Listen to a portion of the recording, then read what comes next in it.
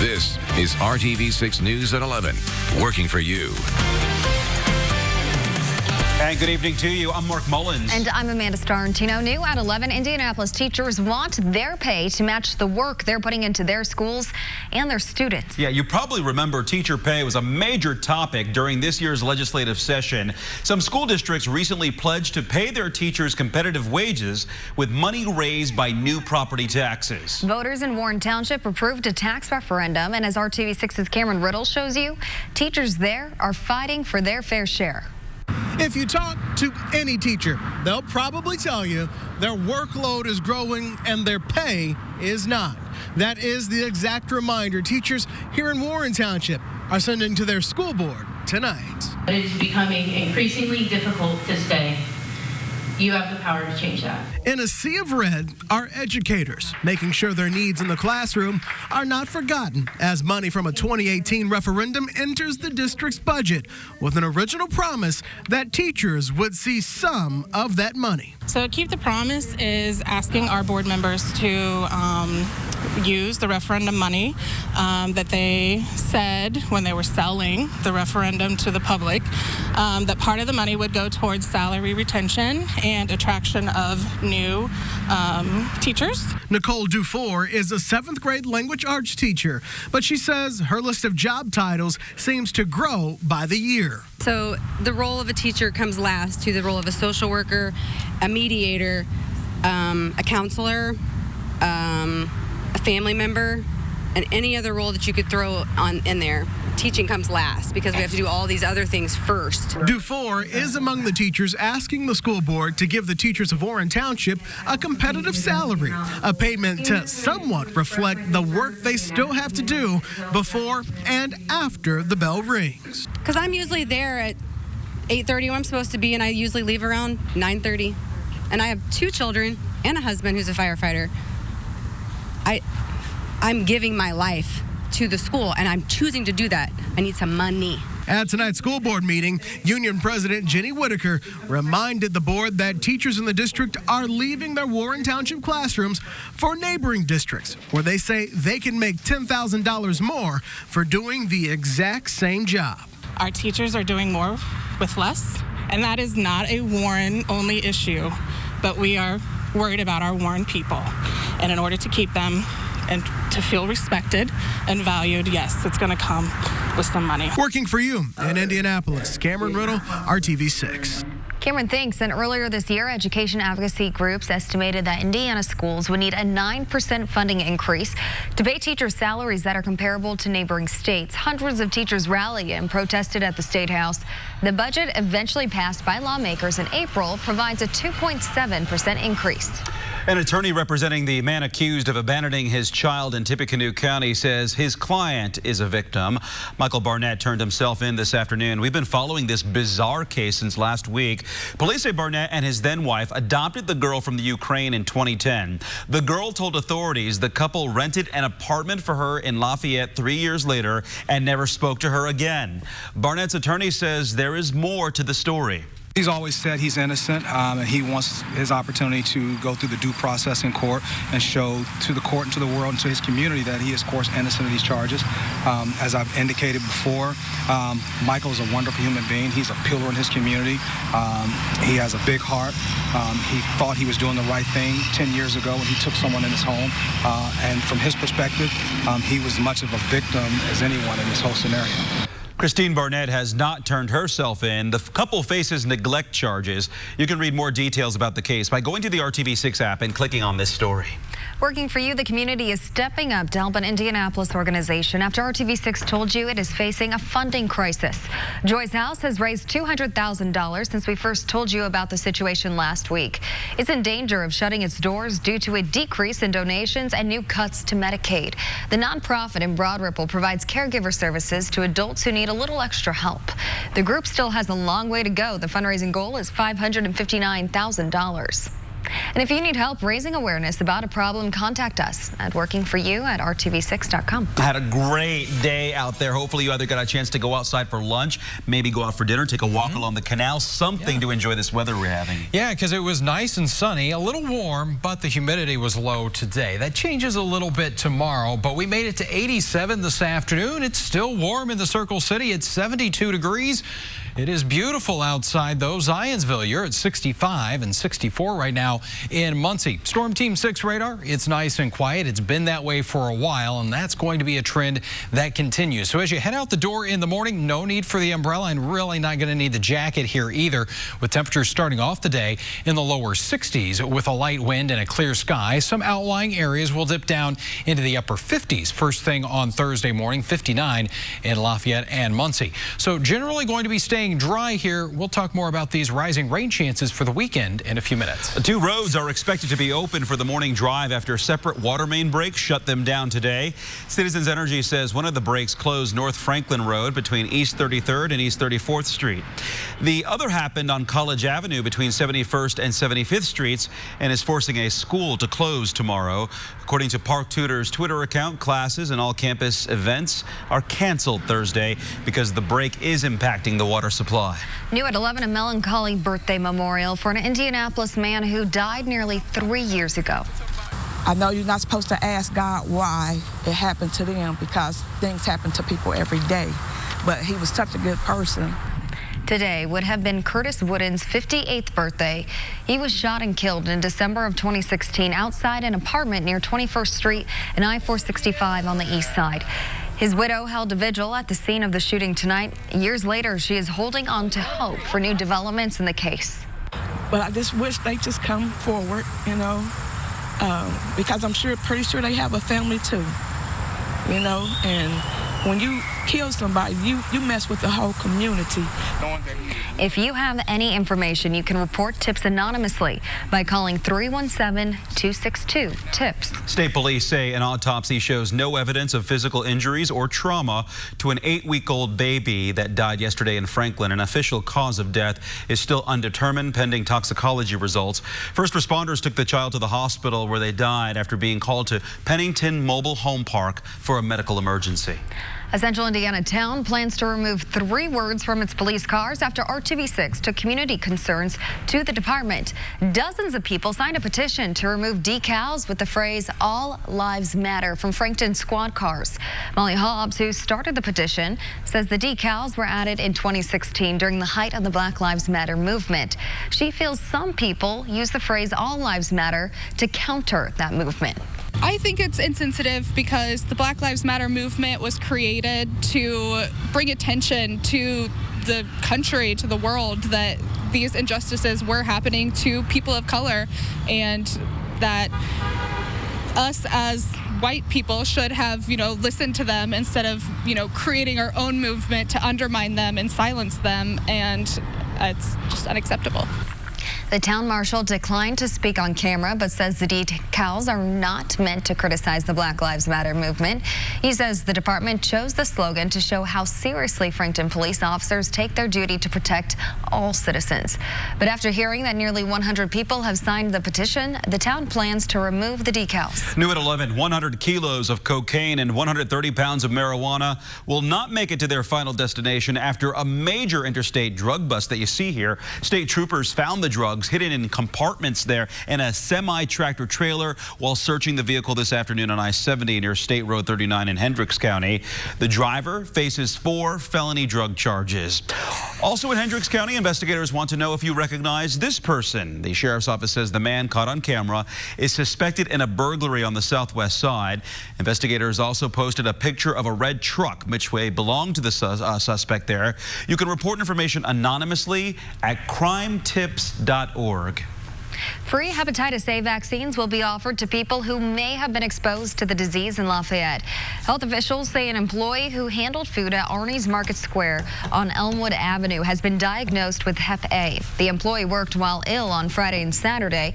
The health department says anyone who ate or drank at the Market Square on those days should get vaccinated within 14 days of exposure. Free vaccination clinics will be held at the Tippecanoe County Health Department on North 6th Street next Monday and Tuesday from 8 8 a.m. to noon and 1 to 7 p.m. If you have questions, call 765-423-9798. A contaminated property on the north side of Indianapolis may get a fresh start thanks to a big grant.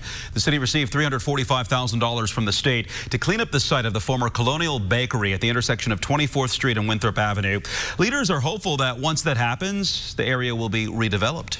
So today we're celebrating more than just remediation of this site, but we're also celebrating what this site can be and how it will once again serve as an asset to the neighborhood. Once the contaminated soil is removed, the city hopes to get a new owner. That will likely happen early next year. It's a sad fact, not all families can afford healthy meals 7 days a week. 2 organizations teamed up today to help some of those families. Volunteers with Bank of America packed 3,000 backsacks for the Gleaners Food Bank program. The small bags contain kid-friendly foods for students to eat on the weekends. We know we know this through research, we know this through talking to the kids, but they have a hard time learning if they have an empty stomach, and we want them to be learning even on the weekends. This is the second time now we've done this.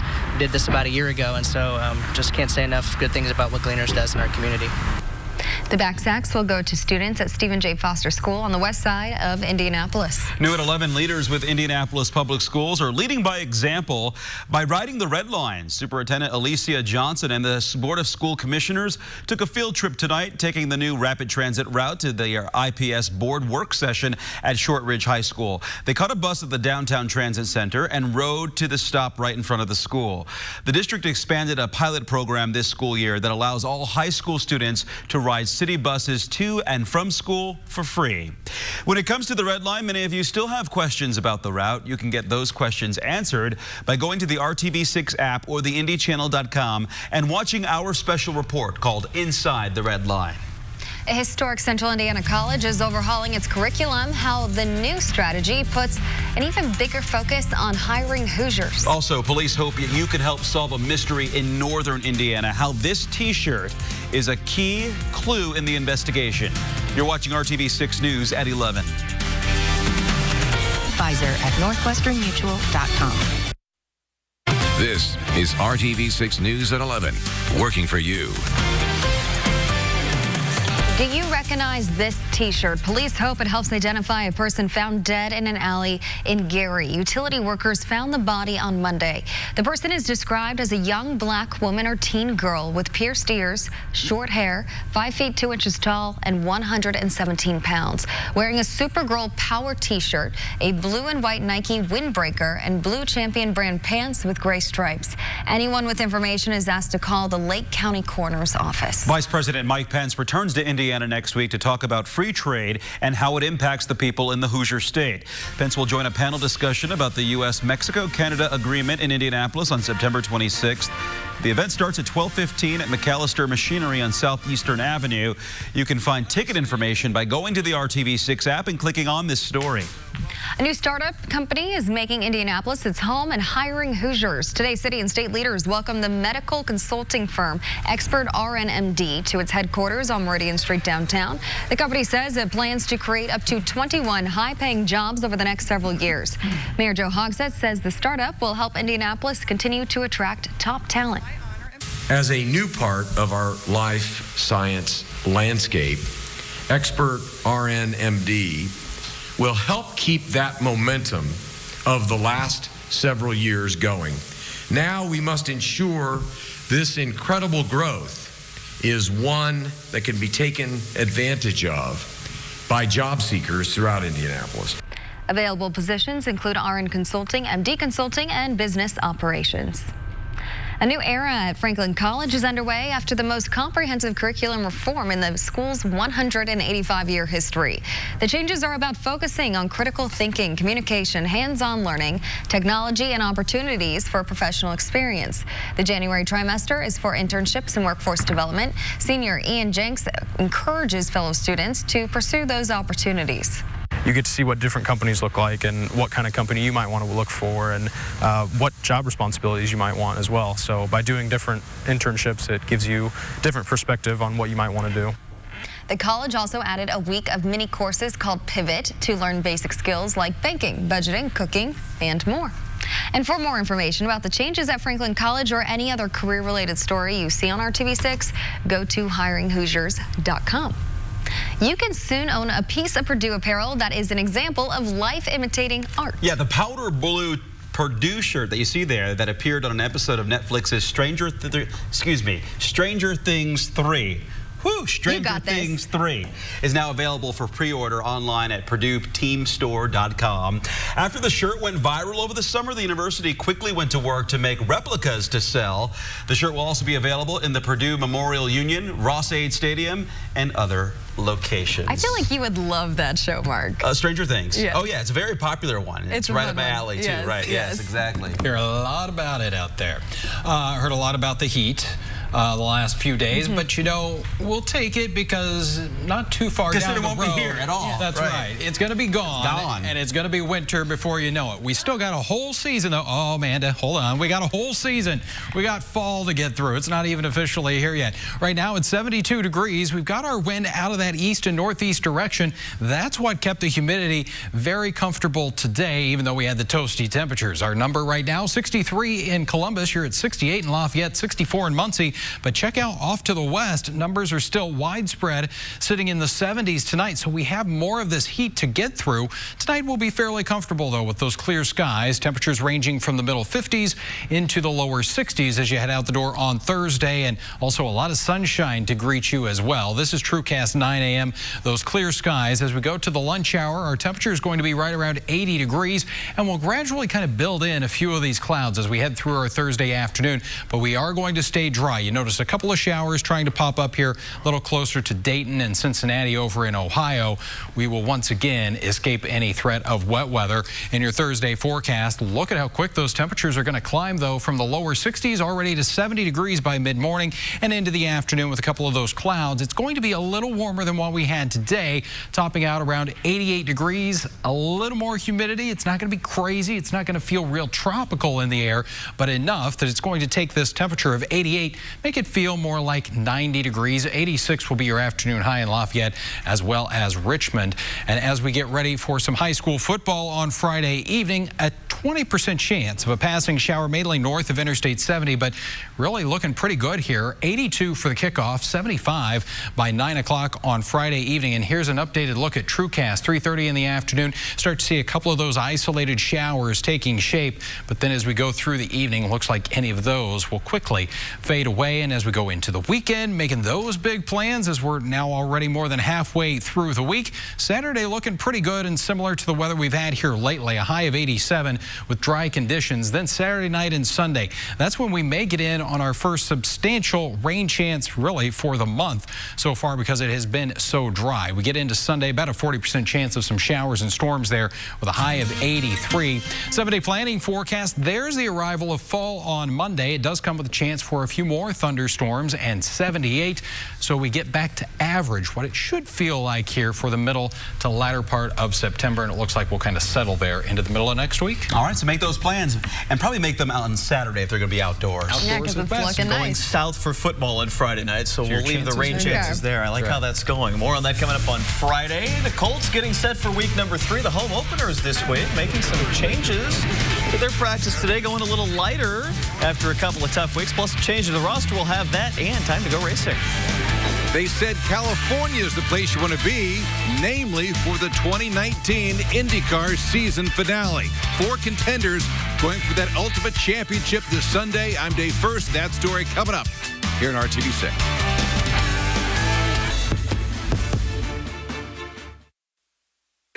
I start with the top headline from the Colts today. Quarterback Chad Kelly sent out on waivers. He performed well in the preseason, but with Brian Hoyer signing a deal, Kelly was the odd man out. He could very likely end up back with the Colts, though, on the practice squad. We'll see how that plays out coming up tomorrow. And a good evening, everyone. Thanks for staying up with us on your Wednesday night. Colts, by the way, a 1.5-point favorite for Sunday, if you're into that. IndyCar's final race comes with 4 drivers contending for the title. 3 of them are previous series champions, but only one will raise the Astor Cup on Sunday. Our Dave First is there, gets us started with tonight's Sports Extra Spotlight. It's Monterey and Carmel, California, the picturesque backdrop to the 2019 NTT IndyCar Series, in which any of 3 drivers have a shot at the overall championship. Joseph Newgarden, Alexander Rossi, and Simon Pagenaud, all within 42 points. Heck, throw in Scott Dixon if you want to, still mathematically alive for his 6th championship. But how complicated are some of the point scenarios? IndyCar releasing this flow chart, letting everyone know where they need to finish to wrap up 2019. What better way, this is Northern California, to kick off this weekend than to do it at a glitzy affair. Reception for all 4 championship contenders. A lot of talk right now, but trust me, all 4 drivers cannot wait for the season finale coming up on Sunday. 23rd, if Joseph has to finish 23rd, I have to win, and then I think if I get the bonus points, he has to be like 21st or something. So it can happen, man. Coming down to the finale here and having a chance to fight for it again, fight for another championship is special. So, the goal is not to be 3rd or not to be 2nd. We're definitely going for it. I think if we win the race, we'll take a lot of solace in the result, regardless of what it is. That's our motivation. And I think we have a good opportunity to do it. They asked me after Portland, do you like 2 weeks off?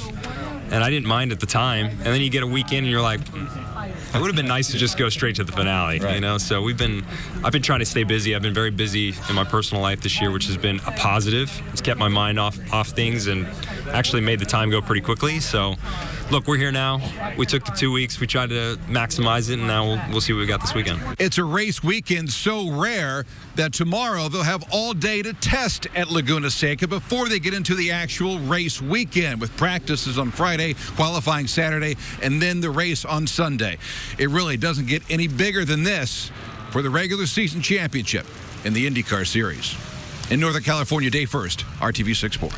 Looks great out there. Won't be racing at IMS anytime soon. It's golf that gets the attention out at 16th in Georgetown next week. The LPGA's IWIT Championship returns to Brickyard Crossing. A couple of the pros that'll be part of the tournament were in Indy today to have a look at the course.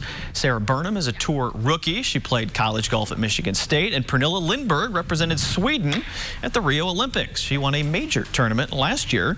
Pernilla talked to us about coming back to the Brickyard as part of a very talented field. Right where we're sitting right now, our final 4 holes, 15 through 18, we're inside the racetrack, and I mean I'm pretty sure it just stands out on its own there. It's obviously the only place in the world that will happen. So that's why we call it the most unique venue in golf. But then it's just a fun course for us to play. 130 women will compete at Brickyard Crossing next week. It includes 7 of the top 10 on the LPGA's money list, 17 players from the USA and Europe's Solheim Cup teams, and both of the previous champions will be here as well. The first round tees off next Thursday morning at the Speedway. Time for a final break, then we'll be back to wrap up tonight's News at 11.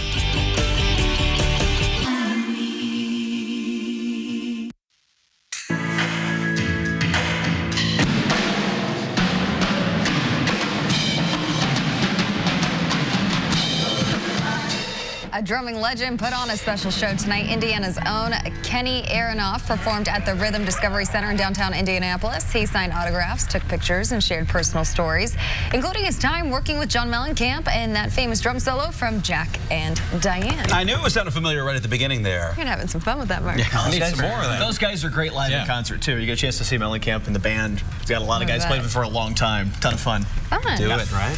And it's going to be a hot one tomorrow. Temperatures approaching 90 again. All right, that does it for us here on RTV6 at 11. GMI starts at 4:30. Good night.